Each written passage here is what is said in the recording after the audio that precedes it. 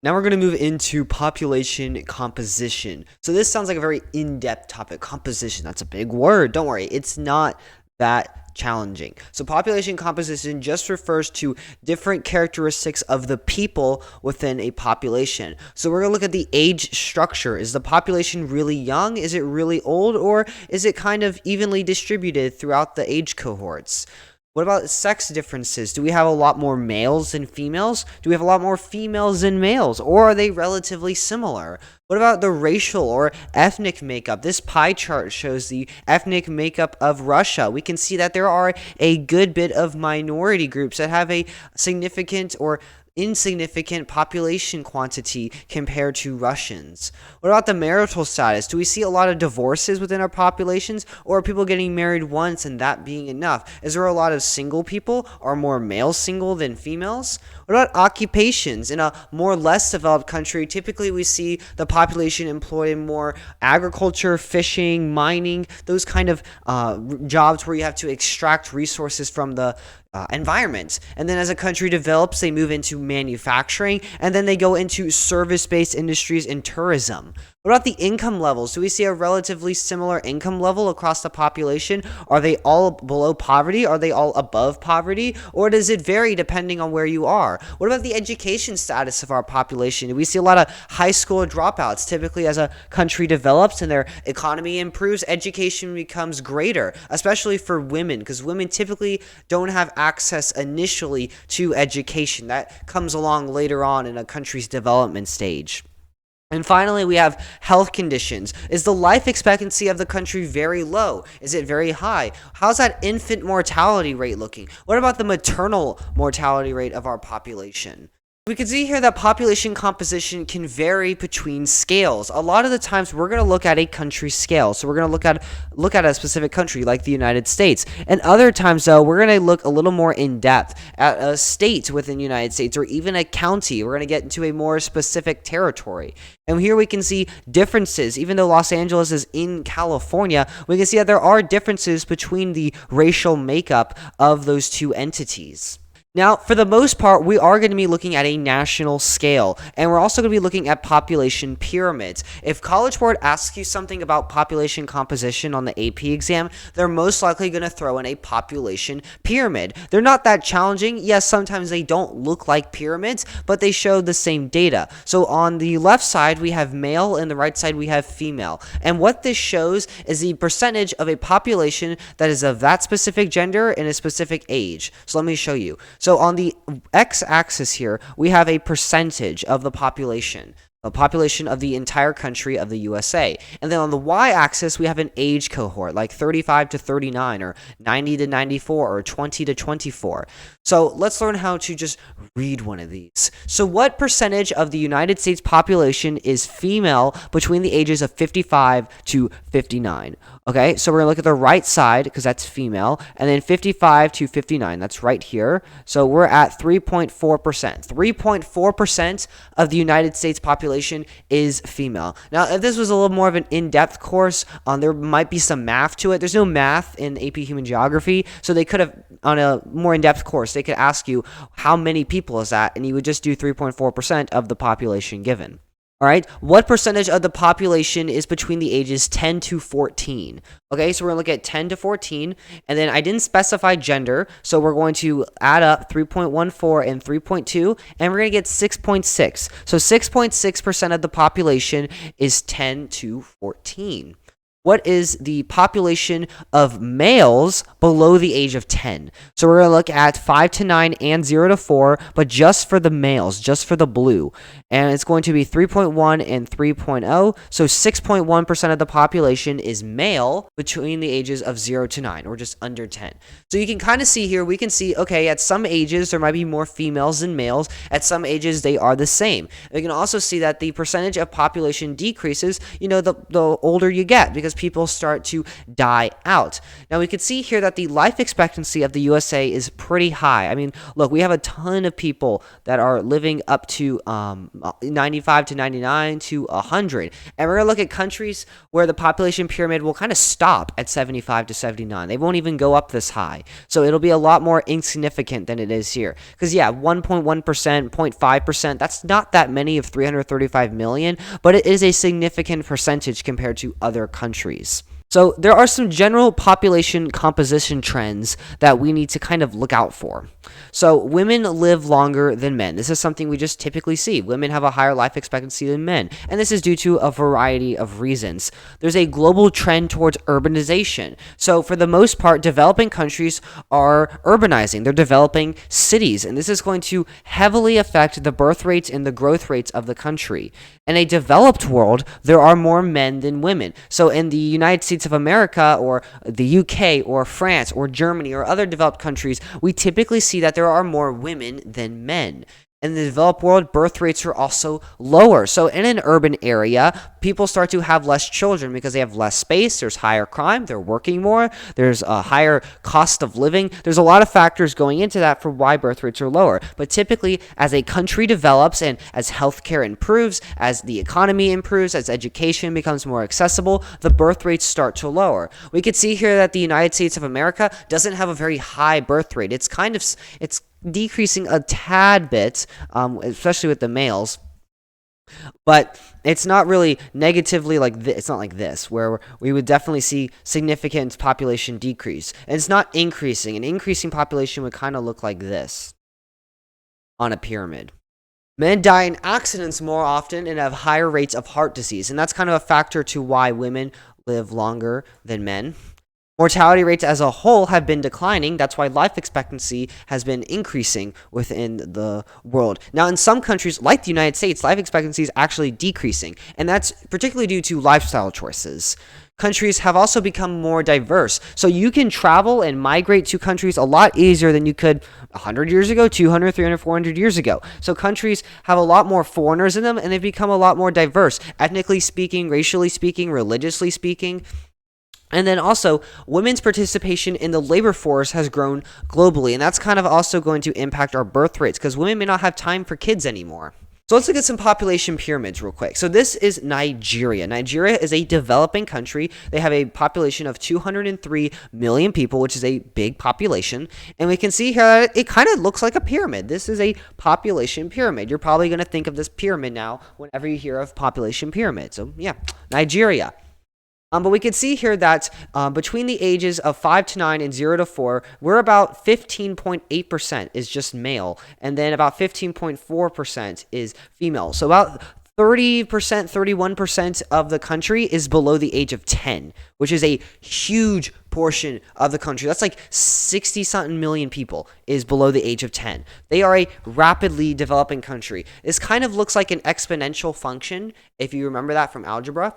So it's exponentially growing in population. So they are a strongly developing country. They're urbanizing. There's a lot going on in Nigeria. Their birth rates are really, really high. Now, we can also conclude that their infant mortality rate is also high because look at that drop. 1% decrease here between ages 0 to 4 and 5 to 9 for males, and for females it's 1% as well. So we can say that there's a good bit of deaths between 0 to 4 that's causing this drop. And the birth rates are also increasing between 5 years. Well, let's look at China. China is not exponentially increasing like Nigeria is. It's kind of increasing, decreasing, increasing, decreasing. It's fluctuating. Relatively, they're pretty stable though. So China has a skewed sex ratio as a result of the one-child policy. So decades and decades ago, China put in a one-child policy to try to limit population growth. And we can see here that the population is massive in China. They have over 1 billion people. So you can see here why they may be a little concerned, because that's going to put strain on their environment, put strain on their resources, their housing, their economy. Now, as a result of the one-child policy, parents preferred to have male children because they could work. They would provide excess funding for when the parents were growing older. They would take care of them. They wouldn't send them away with a husband, because typically the wives would go with the husband.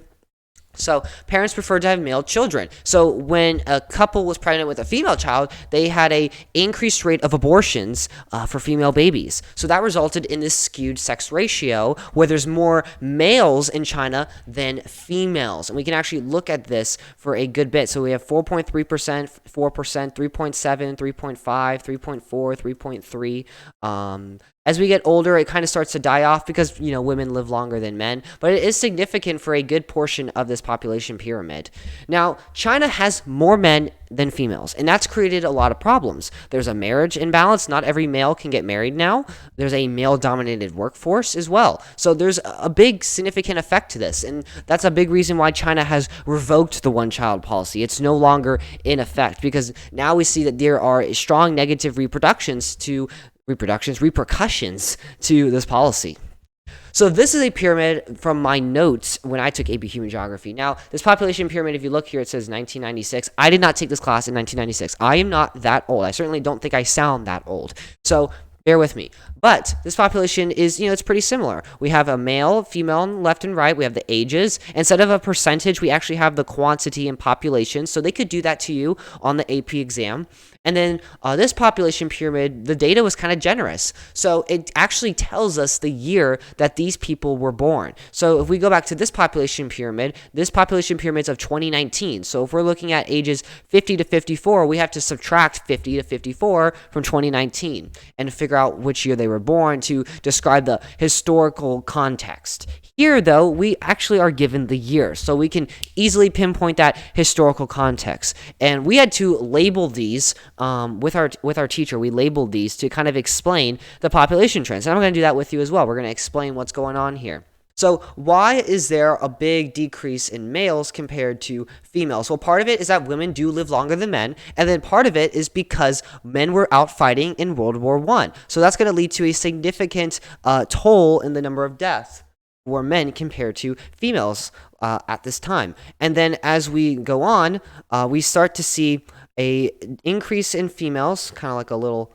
box there, and then the males did not increase as much. There's a lot less males in this age period from about 55 to 75 compared to females, and that's because of World War II. These people were born right before World War II, so they went off and fought in World War II, and many of them died. Now, during this time, 1926 to 1931, there was, of course, the start of the Great Depression, so there was a lot less births. And then we can see that for both males and females, that there is a birth decrease because people couldn't afford to have children anymore. And we also see a decline in births during World War II because men were out fighting in the war, and obviously it takes two to tango. We also see that for males here, that during World War II, the birth rate did decrease. Now, as we move on to 1951, it's about 1971, we can see the birth rates increase for both sexes. And that's because this is the baby boom period.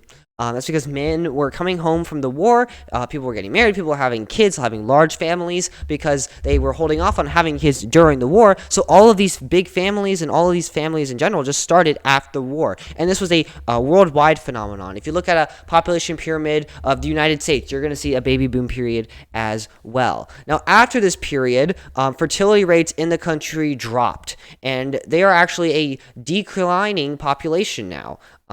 So yeah, that's pretty interesting. So we can see there's been booms, there's been little declines, but as a whole, the population of Germany is actually in decline. The fertility rates are decreasing, and that's something we continue to see today. And this pyramid only goes up to 1996. Imagine what it would look like if it went up to 2024. All right, here's another population pyramid. This one is of Italy, and we can kind of see here there is a baby boom period after World War II as well, so it definitely was a phenomenon outside of Germany. And we can see here that the population is decreasing. They are a declining population, so that is something to kind of consider here. The life expectancy is pretty high. I didn't point that out with Nigeria, but we can see here that the population doesn't really go up to 95.99. It kind of really stops at the 70 to 74, 75 to 79 range. But if we go back to Italy, it goes up to 95.999. So The life expectancy in Italy is pretty high, and the life expectancy in Nigeria is pretty low here. So it's a developed country. We know Italy's a developed country, but they may not give you the country and just ask you to infer based on the population pyramid. So we know that the life expectancy is higher. There's a baby boom period here, and the population is in decline. This one is the UAE, and it kind of looks like a machine gun on top of like a car or something.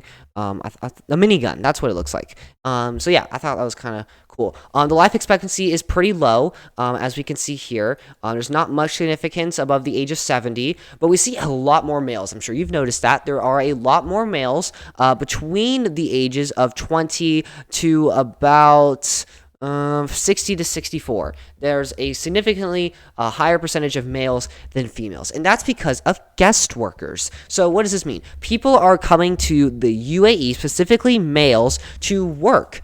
They get work visas. They stay there for a limited time for the most part, and then they're usually younger, 25 to 40 or so, because that's when people are working in their prime. They're working their hardest. So they'll come to the UAE, they'll work sometimes in oil, sometimes in services, and they'll make money, and then they'll leave. But obviously these guest workers are most of the time men compared to females. So we see this significant skewed sex ratio in the UAE than most countries. All right, so now we're going to compare population pyramids, read them and base them off trends. So which country has a higher birth rate, India or Canada? All right, so we could see that India kind of looks like an onion. That's what I think of when I see population pyramids like this. Mexico has a population pyramid like this as well. But India, it's kind of increasing. It's decreasing a little bit, but it's kind of fluctuating, I think. So as a whole, I would say it's kind of increasing. And then Canada, of course, it's fluctuating as well, but I would say that it's pretty stable. It's not really increasing. It's not really decreasing. They're at a replacement rate. So they're kind of just replacing the population. They're not increasing too much. They're not decreasing too much. So I would say, India has a higher birth rate than Canada does. All right, what about the higher life expectancy? Try to answer this one yourself. Okay, so this one you just have to see the percentages, I would say above the age of 69. So we have a higher percentage of Israel's population being elderly than Vietnam's population, 1.4 compared to 1. We see people actually in 95 to 99 as well. So I would say Israel has the higher life expectancy. All right, which one has a higher youth population? So this is also synonymous as which one has the higher birth rate. That means we have a lot more children going on. So Iceland is actually in decline. So we can definitely draw that they are declining a little bit. And then Ecuador is obviously increasing. They're becoming a little more stable, but for the general trend the past 60 years, they've been increasing. So the higher youth population is going to be Ecuador. You can also just look at the percentages here. So we have all these are above 4%. All these are below 4%. So Ecuador obviously has the higher youth population. Iceland does, because a higher percentage is of the youth under the age of 18. Which one has a higher elderly population? This one, I can just and tell that it's Spain. But we can see here that the birth rates are declining in Spain. Spain's in decline, so their population, of course, is going to be older. And then we can also read the percentages here. Like 0.6% of the population is 90 to 94, but only 0.4% of the population of Norway is 90 to 94. So a bigger proportion of the population of Spain is more elderly. Which country would most likely see education investment as a priority in the near future? So this is something College Board's thrown into the curriculum that they don't really ask about that much. But you do need to know it. So you need to know at certain times within a country's development what investments are going to be a priority. The three that really come to mind is education, healthcare, and industry, which is manufacturing. So education typically is good for the youth and the young adults. So investment's going to be higher when education is needed more. And education is needed more when you have more children, more young adults to educate, when demand is higher. And obviously, we have a higher birth rate in Guatemala than China does. China's, just kind of stable over here. So education's going to be a pretty big priority in Guatemala compared to China. What country would most likely see healthcare investment as a priority in the near future? So, healthcare investment is pretty important, especially for the elderly and middle aged populations, because that's when health problems start to show up, especially in countries with a higher life expectancy. That's where you're going to see stuff like cancer, diabetes, heart disease, any type of like liver disease. Those will typically show up more the older you get. So, we're going to look at countries that have a more higher elderly population, and that's going to be Korea here. They have a more elderly and middle-aged population compared to Iceland. They're both not Iceland, Ireland. Korea is a declining population, so obviously they're going to have a higher proportion of adults and elderly. And then Ireland, it's kind of stable. It's fluctuating. It's not really increasing. It's not really decreasing. We're seeing a lot of that right now. Which country most likely see a promotion of industry and entrepreneurship, just business, as a priority in the near future? So this is going to be a country that has children in the near future, so kind of coming up. This is going to be having a lot of young adults, a lot of people under the age of 65, so like 18 to 65. So let's kind of look at this. Finland here is, it's increasing, but then it's decreasing. So Finland's kind of in an early decline right now. And then Brazil, they had a boom for a good bit. For like 60 years, they were in a boom, and then it's kind of leveled off a little bit. It's not really decreasing too much, but it is leveling off. So Brazil would probably be the best one because they have a higher percentage, a higher proportion of individuals at that working age, below the ages of 65 and above the age of like 15 to 19. And I would say that Brazil also has a higher birth rate, so they're going to continue to promote this to boost their economy. All right, which country is likely the least developed? Okay, so least developed. The trend that we are seeing is as more countries develop, the birth rates of those countries are going to decline. So a least developed country will have the highest birth rates. All right, so which country would probably have the highest birth rate? Look at the skewed sex ratio of this country. That's pretty significant. So which country has the highest birth rates? This one, it has a good birth rate. It's definitely increasing. It's not exponentially increasing, but it is increasing a good bit. This one's kind of leveling off a little bit, and then this one increasing, had a little pocket of decline, and then it increased significantly. So the birth rates really took a change within the past like 15 years of this country. So I would say that this country is the least developed. And in these countries, if you want to look at them, this one is Estonia, this is Argentina, and this one is Mongolia. And Mongolia is definitely the least developed out of these three.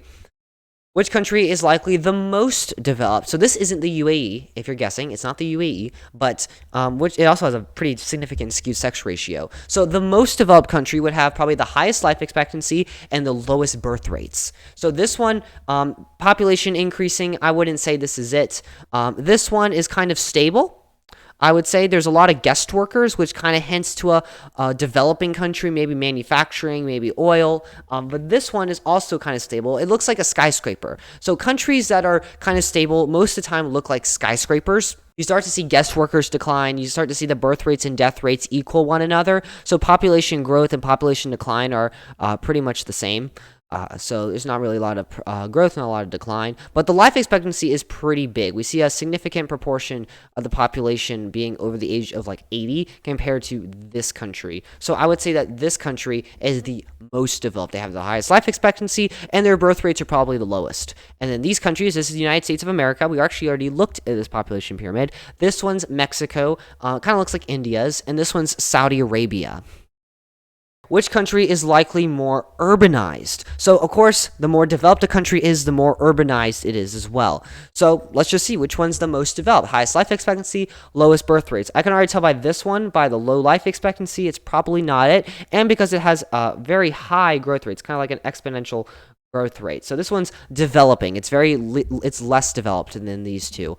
This one, high life expectancy. We can see there are periods of population growth and decline, but relatively it's pretty stable. So there's not a lot of growth, not a lot of decline overall. This one, however, yes, we had a pocket of births right here, pocket of decline right here, and then it just started decreasing, and it continued to decrease. So this country is pretty developed, so much so that their birth rates are decreasing a significant amount. So they're probably the most developed, therefore they're the most urbanized, and we're starting to see those effects of urbanization take place, where people don't want to have children, or it's just too expensive, or they don't have the room, or they just don't have time because they're working, or they're getting educated, that sort of thing. So this country is probably the most urbanized. These countries, this is Japan, this is the United Kingdom, and this is Yemen. Japan is an aging population, so they are declining significantly. They're one of the highest in the world in their population decline, and it started to become a real concern for the government in Japan. What country has a higher infant mortality rate? So which country sees the most babies die, typically, within the first little bit of their life? Now, this is going to be in countries where healthcare and medicine are not developed, so this is going to be a less developed country. All right, we know less developed countries, they typically have higher birth rates, lower life expectancies. So this one is a pretty stable population, not really looking at that one. This one, kind of stable, but it's also declining. It was stable for a little bit, and then it's just declining. So probably not this one. This is probably pretty developed. Both of these are pretty developed. This one, it had a growth, a little bit of decline, and then growth again. So this is definitely a developing country. It probably has the highest infant mortality rate. And this is Kazakhstan, which is definitely not a very developed country. This is Russia, and then this is France. So France, the UK, the United States, we kind of notice that they have very similar population pyramids because they're very similar in their development. Russia is kind of like China a little bit. This one has a skewed sex ratio for women compared to China, which has a skewed sex ratio for men. And then Kazakhstan, it was kind of like one of the countries we were looking at earlier. Actually, can't remember which one. I want to know now. This one of Mongolia. So it's kind of similar to Mongolia. They're on the same continent, so they're having similar geographical factors impacting their populations for a good chunk of it. So kind of similar as well. Where are we? This is where we are. Yeah, Kazakhstan probably has the highest infant mortality rate because it's the less developed. I mean, look at the population, too. The population's a lot smaller. All right, let's do some vocab review here. Describe the following as they relate to Fiji's population composition. So we're going to look at some terms that we've kind of discussed already and describe them and apply them to Fiji. So let's start with infant mortality rate. So we're going to look at the birth rate for that. So the birth rate in Fiji is increasing. It's not increasing exponentially. It's increasing at a more linear, arithmetically rate. An exponential population growth would look something like this, where we would have exponential curves on either side. So we could say that the infant mortality rate is probably decreasing in Fiji, as we've moved from exponential population growth to more linear population growth. That's typically the process that we see here. And we're probably going to say that the infant mortality rate is probably moderate because populations with very low infant mortality rates are either in decline or they're very stable, where they kind of look like a skyscraper. There's not really a lot of growth going on here. They're replacing each other. So we're going to say that Fiji has a moderate but declining infant mortality rate. Now, what about the birth rate? We kind of just discussed that. Fiji has a linear birth rate, so we're seeing linear population growth. What about urbanization? So countries with, what about urbanization? Countries experiencing population growth typically are undergoing urbanization. It isn't until population growth starts to slow down and kind of become more stable with the population deaths that urbanization starts to decline. So we can see here that they have linear population growth, so we're probably seeing high rates of rural to urban migration. Urbanization probably started when they saw exponential population growth.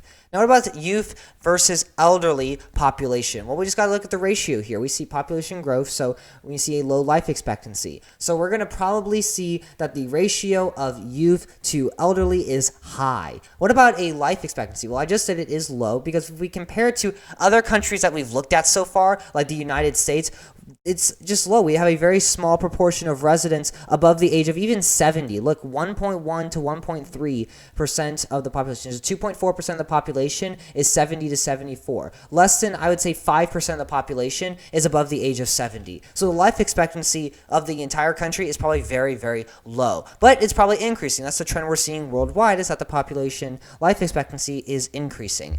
Now let's look at some population pyramids for some specific towns in the United States. We're not going to look at specific countries, but specific towns, because there are certain factors at different scales that will impact population composition. This population pyramid is of New Haven, Connecticut. It's a little town in Connecticut where Yale University is located. If you don't know what Yale is, it's an Ivy League university. So that explains why we have a high presence of individuals between ages 20 to 29 of both genders, men and women. Actually, more women are enrolled in the university system than men, so that kind of explains why there's more women at this age than men, and it also explains why there's just a lot more young adults between the ages of 20 to 30 in this town. It's a college town, so it's going to attract a lot of young adult residents. Now, what about Austin, Texas? We can kind of see that there is a still big adult presence here. We see these bulges between the ages of 25 to 35, but even still high at 35 to even 50, I would say, on both genders.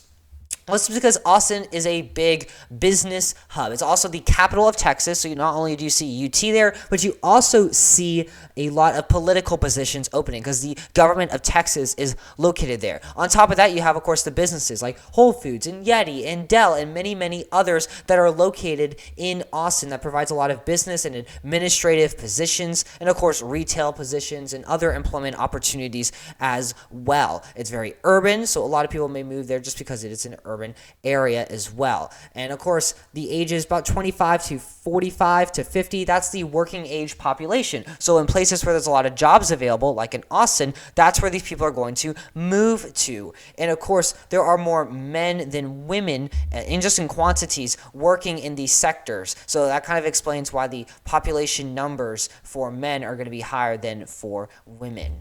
Now, what about Punta Gorda, Florida? Well, this doesn't have a lot of employment opportunities like in Austin. It has a lot of retirement opportunities than Austin. If you look here, Austin is not a really big place to retire to. The numbers of elderly individuals are not that high. But if we look at Punta Gorda, the proportion of elderly to youth is really, really high. A lot of elderly compared to a very small amount of youth. We would think that it's in population decline, but because of the high amounts of retiree immigration coming into Punta Gorda, they're actually not in population decline overall.